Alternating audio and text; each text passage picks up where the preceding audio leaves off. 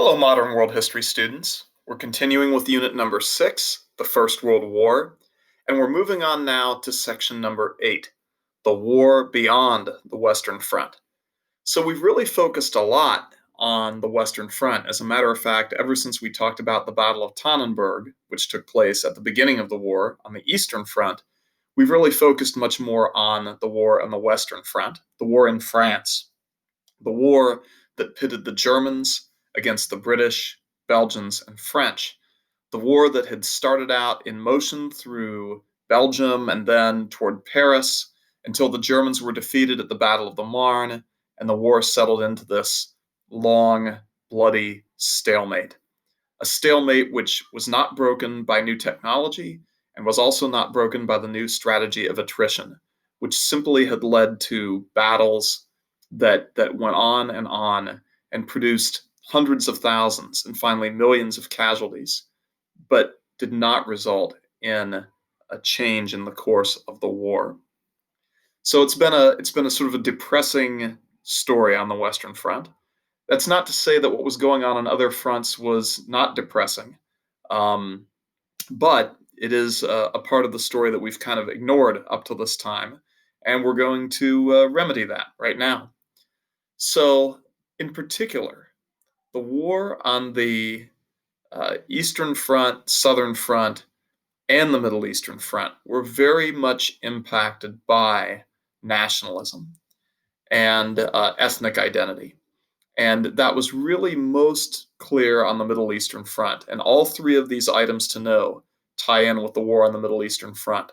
But we'll talk a little bit about it in the wars on the Southern and Eastern Fronts first.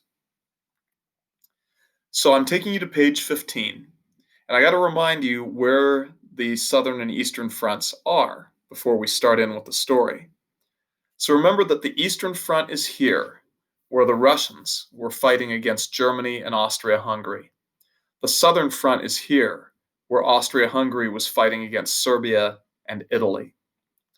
Now, you might remember that Russia had taken a pretty bad beating at the Battle of Tannenberg at the very first month of the war. And from that point on, the Russians were very much in retreat as the forces of Germany and Austria-Hungary invaded Russia.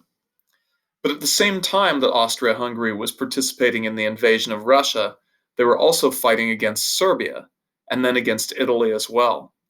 So Austria-Hungary had quite a large task on their hands, participating in the invasion of Russia, but also fighting Serbia and Italy.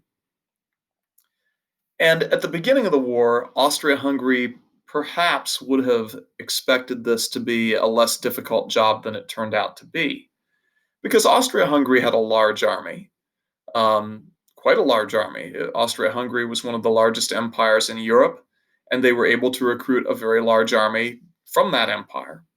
But here was the problem that the Austrians ran into in fighting on the Eastern and the Southern fronts.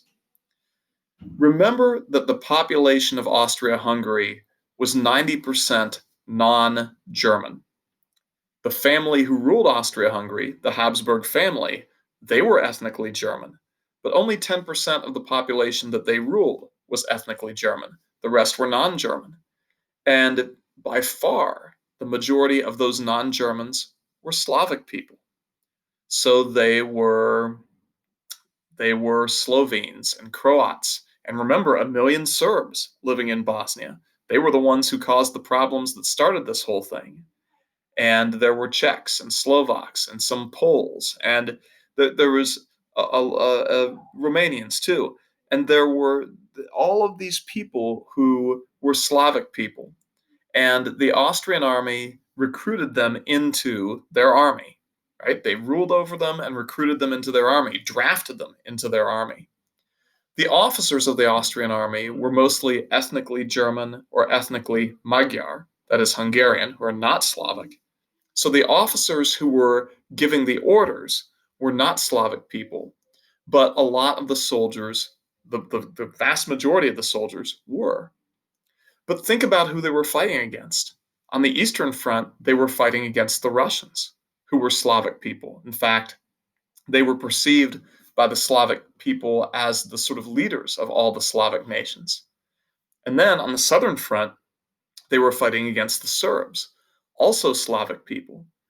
And so the Austrians ran into a problem because the bulk of the soldiers whom they drafted into their army really felt ethnically closer to the armies they were fighting against than to Austria's army. The Austrians were foreigners who ruled over them. The Austrians were foreigners who at some time in the past had conquered them and ruled over them. The Serbs, who they were fighting against, or the Russians, who they were fighting against, were ethnically more similar, and they felt a closer bond to them. And so it was very difficult for the Austrian and Hungarian officers to motivate their Slavic soldiers to fight against the Serbs on the southern front, to fight against the Russians on the eastern front. And there was mass desertion. Thousands and thousands of Slavic soldiers deserted Austria-Hungary's army when they were in sort of close proximity to the Russian army on the eastern front. At nighttime, thousands of soldiers would defect from the Austro-Hungarian army over to the Russian army, and they would join units in the Russian army fighting the Austro-Hungarians. Same thing on the southern front, especially, as you can imagine, Bosnian Serbs drafted into Austria's army weren't going to fight Serbia. Most of them simply fled across the border and fought for the Serb army against Austria-Hungary. So the Austrians had a very difficult time. And as a matter of fact, early in the war, they launched three separate offensives, three separate attacks to try to defeat Serbia, the country. And even though Austria's army was vastly larger than Serbia's army, all three of these offensives failed. The Serbs drove the Austrians back all three times with heavy losses. And so Austria-Hungary really struggled to perform during World War I, to get their army to perform. And finally, the Germans realized that if there was going to be any headway made against the Serbs on the southern front, and then later against the Italians, Germany would actually have to provide additional troops, which means that Germany ended up fighting on three fronts. Of course, they were fighting the Russians. They were continuing their invasion of Russia on the Eastern Front. They were locked in this death struggle in the trenches of the Western Front against Britain, France, and Belgium. But now, because their allies, Austria-Hungary, were performing so poorly because of the ethnic background of their troops, the Germans now had to commit resources and war materials and finally soldiers to fight on the Southern Front as well. And interestingly, once they did, the Austrian army, together with support from the Germans, finally performed well. It was only with the assistance of the Germans that Serbia was finally defeated. And then the Austro-Hungarians and the Germans could turn their attention against Italy. But it just goes to show you how difficult it was for the Austrians to mobilize their army to fight because of the ethnic makeup of that empire and therefore of its army. In the end, it took Germany to come in and join the war on a third front for the Central Powers to make any progress on the Southern Front. But let's talk about the Middle Eastern Front, where ethnic identity played a really big role as well.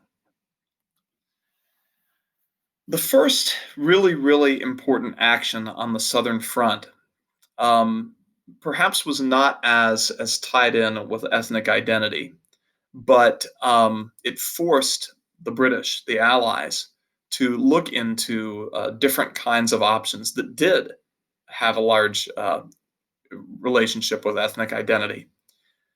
So at this time, the head of the British Navy, who was given the title First Lord of the Admiralty, which is quite a fancy title. Here in the United States, we simply call this person the Secretary of the Navy. One of the things you may or may not know, you may have studied it, learned about it when you studied the Constitution in 8th grade, is that in most democratic countries with a democratic government, there's what is called civilian control of the military. In other words, in the military, you have a chain of command from the lowest ranked soldiers or sailors, soldiers in the Army, sailors in the Navy, up through the highest ranked officers, generals in the Army, admirals in the Navy. But at that top of the chain of command, you have the highest ranked officer who is an actual military person. But then above that, you have civilians. So, for example, in the United States, we have the highest ranked general, but then we have the Secretary of the Army, we have the Secretary of Defense, and then there's the President. And the President is the Commander in Chief of the Armed Forces. With the Navy, you have the highest ranked admiral, then keep going up the chain of command, the Secretary of the Navy, the Secretary of Defense, and the President. So there are three civilians who are actually in charge of the military. And that is to ensure that the military always acts in alignment with the goals of the civilian government. And so just a little bit of a constitutional idea there, something for you to understand about how our country works. Britain works that way as well, and worked that way during World War I. So in the British Navy, the Royal Navy, you had the highest ranked admiral, but then right above that admiral, you had a civilian, the First Lord of the Admiralty. And that person during World War I, at least at the beginning, was Winston Churchill. Now, you may have heard of him, but if you've heard of him, it's probably because of what he did during World War II, not World War I. So we'll hear more from him as we progress forward over these next couple of units. So Winston Churchill, First Lord of the Admiralty, was looking for a way to help Russia. Because Russia, as you saw, had a very bad start to the war. It was supposed to be a very promising start when they surprised the Germans by attacking on the Eastern Front before they were supposed to be able to do so. But then the German army had crushed them at the Battle of Tannenberg, and Russia was now sort of in a state of retreat. Germany and Austria-Hungary had invaded Russia, and Russia was beginning to teeter on the brink of collapse. Not just the kind of collapse that would lead them to lose the war, but the kind of collapse that would lead to a revolution against Russia's government. So the thing was, if that happened, Germany would no longer be fighting a two-front war. If Russia collapsed and dropped out of the war, Germany would be no longer fighting on two fronts, and that would be a disadvantage to the British, French, and Belgian soldiers on the Western Front. Germany could now, if Russia dropped out, concentrate so much more of their effort in fighting on the Western Front, and that would be bad for the Allies. So Churchill was looking for a way to save Russia, and he proposed trying to force the Allies' way through this little set of straits here that separates the continent of Europe from the continent of Asia. The whole idea here was to end up supplying Russia. It was impossible to supply Russia here because these routes were protected by the German Navy. So you couldn't easily supply Russia through this route here. Supplying Russia by going up over the top of Scandinavia was also very difficult because it gets very cold, and those ports are closed, 4 or 6 months out of the year because of ice. So what Churchill was proposing to do was try to capture the territory surrounding these straits so that Allied shipping could work their way up through these straits into the Black Sea and take war supplies to help the Russians fight the war. The difficulty of this, though, was that this territory, the territory surrounding these straits, was owned by the Ottoman Empire, allies of Germany and Austria-Hungary, and therefore enemies of the Allies, of the Allied powers, enemies of Britain. So in order for this plan to work, Allied forces, British forces, would have to land here on this little peninsula called Gallipoli, drive the Ottoman Turks out, and secure the territory around the straits so that British shipping could work their way safely through those straits to supply Russia and keep them in the war. So the strategic goal of the whole Gallipoli campaign was to gain control of the straits so that British shipping could now supply the Russian army by going through these straits and up into the Black Sea. So here is a satellite image of what we're talking about. So this is the Mediterranean Sea here. These are the straits. This is called the Dardanelles. This is the Sea of Marmara. This is the Bosphorus Straits here. And that's what we're talking about. And as long as the Turks possessed this territory, British shipping could not hope to pass through there because the Turks controlled the land above, and they had guns that would blast British ships as they tried to make their way through the straits. So the plan was for British soldiers to land here on the peninsula called Gallipoli, drive out the Turks, and then slowly kind of work their way up along and force the Turks out of this area so that British shipping could safely pass through and supply the Russians through the Black Sea here. The problem with this plan, and you can't really tell from the satellite photograph, but the problem with this plan was that it would require what's called an amphibious invasion. So amphibious reminds you of amphibians, like frogs. And if you remember, what is it that makes an amphibian an amphibian? Well, they live in the water and on the land. They can survive on the water and on the land. That's an amphibian. And an amphibious invasion is one where soldiers arrive by boat. The invading soldiers, rather than marching on land and crossing over a border, they arrive by boat and they land on someone else's property and then they attack them. So an amphibious invasion is very difficult. It's a very difficult thing to pull off because while your soldiers are landing, arriving by boat, they're very vulnerable to being blasted out of the water by enemy artillery on the shore. It's just a very difficult operation to pull off. And it was much more so here on the Gallipoli Peninsula, because as you can see, the beaches in this part of the world oftentimes are not nice, gentle, sloping, sandy beaches, but rather narrow, rocky beaches with cliffs rising up directly behind the beaches. So any amphibious landing, any attempt to land soldiers on these beaches is going to be very difficult and very heavily contested by whoever's defending those cliffs up there.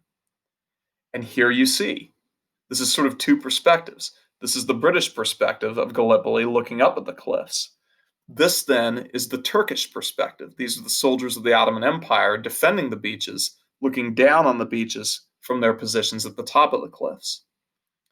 So the difficulty of this is you've got to land your soldiers on those narrow rocky beaches, even though they're going to be under artillery fire from the Turks, blasting, trying to blow their boats out of the water, blasting the beach with artillery fire, covering the beach with rifle fire and machine gun fire.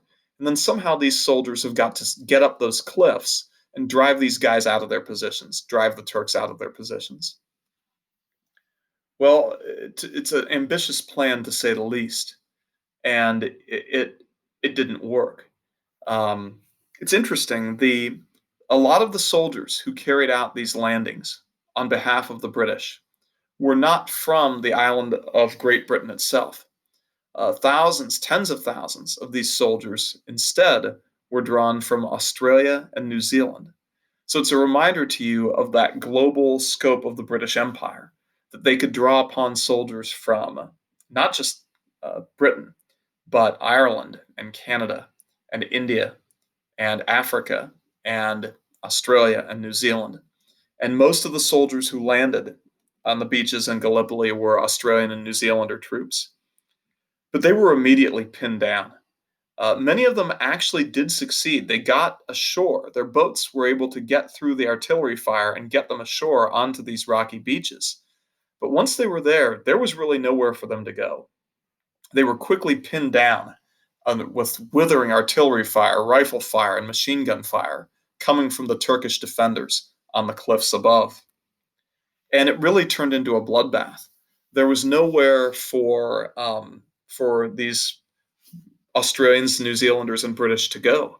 They piled up sandbags to create some sort of barrier to protect them from the fire that was coming down from the cliffs.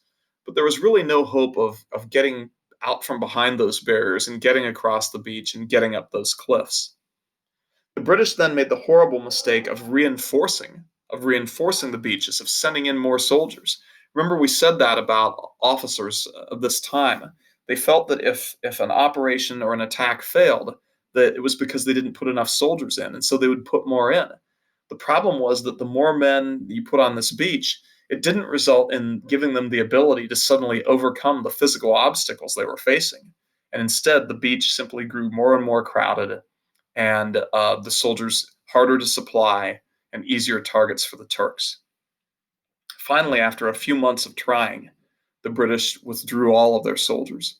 But by that time, 200,000 had already been killed. And so this was an interesting idea, an attempt, a last-ditch attempt to supply the Russians and keep them in the war.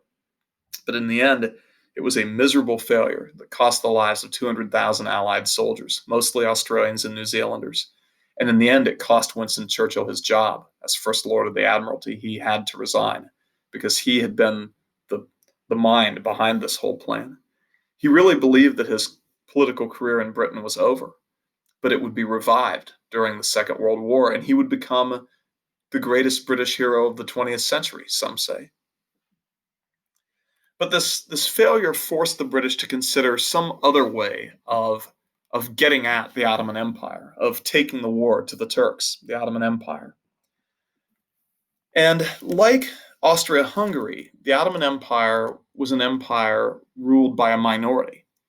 In other words, the rulers of the Ottoman Empire were ethnically Turkish. They were Turks, just like the rulers of Austria-Hungary's empire were ethnically German.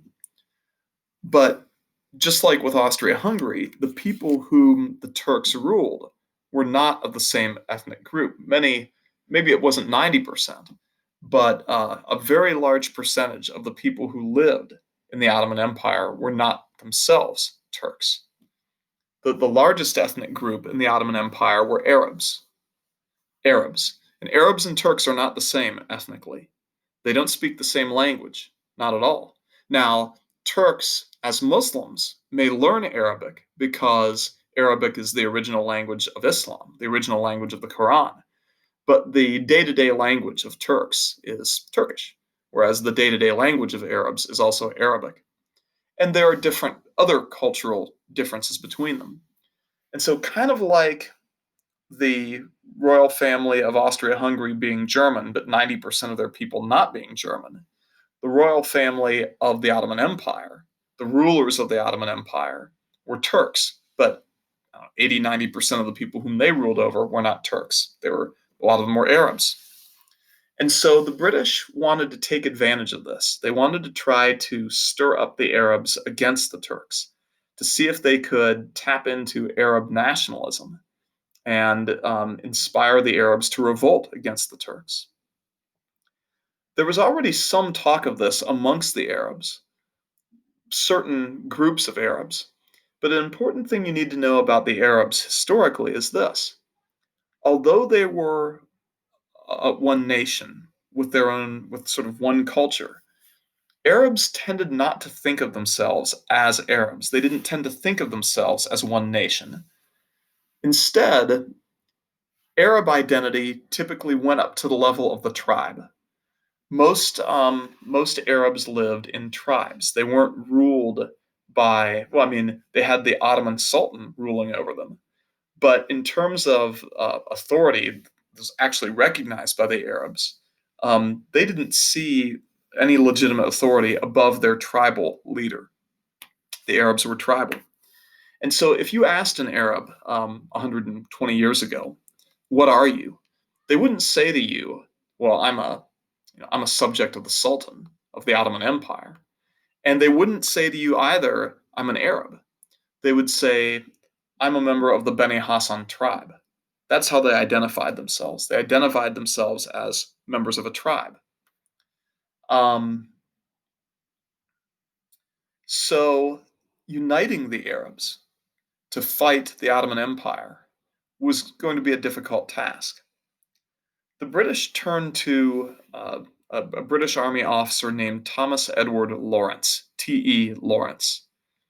Lawrence, prior to the war, had been an archaeology student. And as a result of that, he had spent a lot of time in the Arab parts of the Ottoman Empire. He spoke Arabic. He also spoke Hebrew. He had formed relationships with various tribal leaders in order to gain access to archaeological sites. He had learned how to ride a camel, which gained him the Arabs' respect and allowed him to travel in the desert more effectively. And so the British turned to him as a way of trying to organize the Arabs and to inspire them to revolt against the Ottoman Empire. Lawrence began working with the son of the Sharif of Mecca. So the Mecca, of course, is the most important, culturally, the most important city on the Arabian Peninsula, being the home of Muhammad the Prophet, the birthplace of Islam. And so the Sharif of Mecca, that is the tribal leader who ruled the territory surrounding Mecca, was a very influential tribal leader amongst the other Arabs. So Lawrence worked with his son, Prince Faisal of Mecca, to try to gain the support and cooperation of other Arab tribal leaders. And together they succeeded. And they built up an Arab army that united various Arab tribes to fight a guerrilla-style war against the Ottoman Empire and to disrupt their ability to carry out their war effort. This army could move very, very rapidly across the desert. They were mobilized on camels, and they could move very, very rapidly across the desert, and they could attack small groups of Ottoman soldiers. They particularly sought to sabotage the Ottoman Empire's railroads. With assistance from the Germans, the Ottoman Empire had been seeking to modernize over the 15 to 20 years prior to the outbreak of the First World War. And one of the ways that they had done so was by building railroads to connect the empire together. They relied on these railroads to mobilize troops and move troops and military supplies around in order to fight the war. And so one of the things that the Arabs did in the early phases of their revolt, led by Faisal and Lawrence, was to sabotage railroads. They would place explosives on the rails, and when a train, a Turkish train carrying war supplies or Turkish soldiers approached the section of the rails that they had mined with explosives, they would detonate the explosives, blow up the rails, and derail the train. Then the Arab soldiers would then swoop down on the train, attack any soldiers and kill them, take any of the war supplies that had survived, and use them then to continue their fight against the Turks. And out in the air in the deserts in the Arabian Peninsula, you can still find these old, fairly well preserved hulks of 100-year-old locomotives that were derailed by the Arabs during their revolt. These were pulling Turkish troop transports and war supplies transports across the desert, but were derailed during the Arab revolt against the Turks. Soon, the Arabs were performing so well that the British Army saw the benefit of supporting them by providing them with modern weapons, British rifles, machine guns, artillery, even some air support. And with this assistance and with this sort of growing enthusiasm for this revolt amongst many tribes of Arabs, the Arab revolt conquered important cities in the area, captured from the Turks important cities, including Damascus, which is today the capital of Syria. And they were even, as the war wound down, closing in on capturing Jerusalem.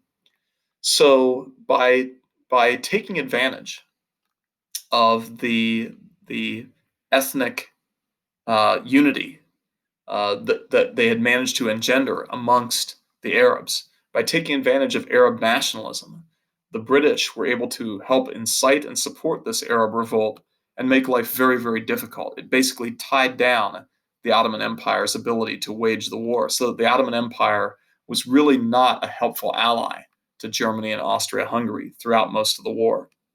So although the British had failed in their operation to try to capture Gallipoli and try to provide supply and support to the Russians, they had much more success in inciting and supporting the Arab revolt. One other thing that happened on the Middle Eastern front during the war, as a result of ethnic identity, was an incident is too small a word, known as the Armenian Genocide.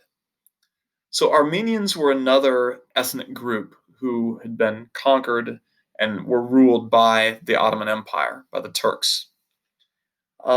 The Armenians actually had shown no real sign of causing problems for the Ottoman Empire. As a matter of fact, in the decades prior to the outbreak of the First World War, the Armenians were what one might call a model minority, an ethnic group who was very successfully integrated into the economy of the Ottoman Empire, into the society of the Ottoman Empire. There were Armenian communities in all the major cities of the Ottoman Empire. In those communities, you found merchants and bankers and highly educated professionals. Um, and there was no particular evidence that the Armenians would cause problems for the Ottoman Empire, the way that the Arabs ultimately proved to under the incitement of T.E. Lawrence and the British. However, the Armenians were Christians. They were Christians living in a Muslim majority empire. And as the war commenced, the Turks who ruled the Ottoman Empire became concerned that the Armenians would not be loyal to the empire and would attempt to sabotage the empire's war efforts. And I suppose the more trouble they ran into with the Arab revolt, the more convinced they were that in the end, the Armenians would turn against them. Keeping in mind that the Ottoman Empire was fighting against Russia, and Russians were Eastern Orthodox, what do we call Eastern Orthodox Christians, just like Armenians were. And so the Turks who ran the Ottoman Empire became convinced that the Armenians would side with the Russians and would ultimately cause problems. And so the Turks began to plan for the destruction of the Armenian population. In most of the cities where there was an Armenian community, they were rounded up and deported out into the countryside. Um, Armenians who served in the empire of the Armenians who served in the army of the Ottoman Empire were disarmed and removed from the army. Armenians who lived in the cities were deported out of the cities into the countryside, and Armenians from the towns and villages in Armenia itself were also forced out of their homes um, into what became known as death marches. These death marches were described, or I guess they were disguised, is a better word. The death marches were disguised to the Armenian population. The populations were told by the Turks that they were being relocated to get them out of areas um, that might be subject to a Russian invasion. And so um, these marches began with a claim that it was done for the Armenians' own good, but they were typically marched out into the middle of the desert where um, exposed to both intense heat and intense cold, um, improperly fed, and giving inadequate medical care, and exhausted through the sheer efforts of the march. Tens of thousands and then finally hundreds of thousands began to die. Those who did not die from the sheer brutality of the marches were often executed in mass and buried in mass graves. It is believed that two-thirds of the entire population of Armenians died during what became known as the Armenian Genocide. So, if you're not familiar with the word genocide, it might remind you of homicide. So, homicide is to murder a person. Technically, it's to murder a man. Like homicide is called homicide because our species is Homo sapiens, right? So, homicide is to murder a man.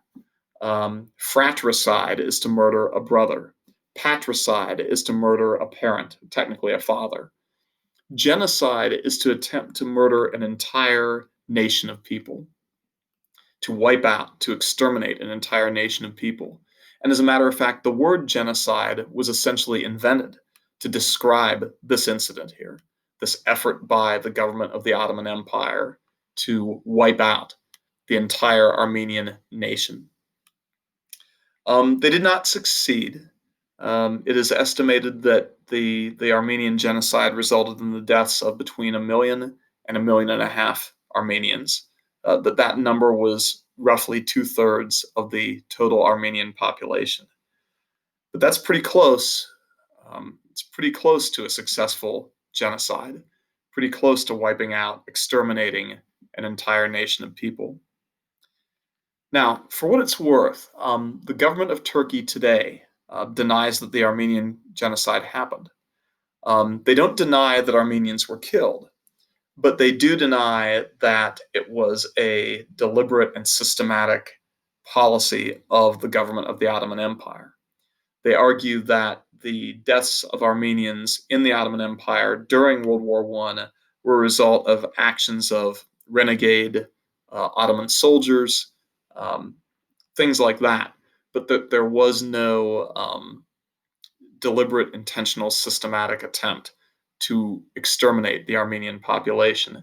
The Turkish government also then denies that the number of Armenians killed approaches anything near the 1 to 1.5 million that is suggested by historians. The Turkish government is essentially alone in these claims. Most historians believe that the Armenian genocide was very much a systematic program of the Ottoman government, and that the claims of the Turkish government today are false, are an attempt to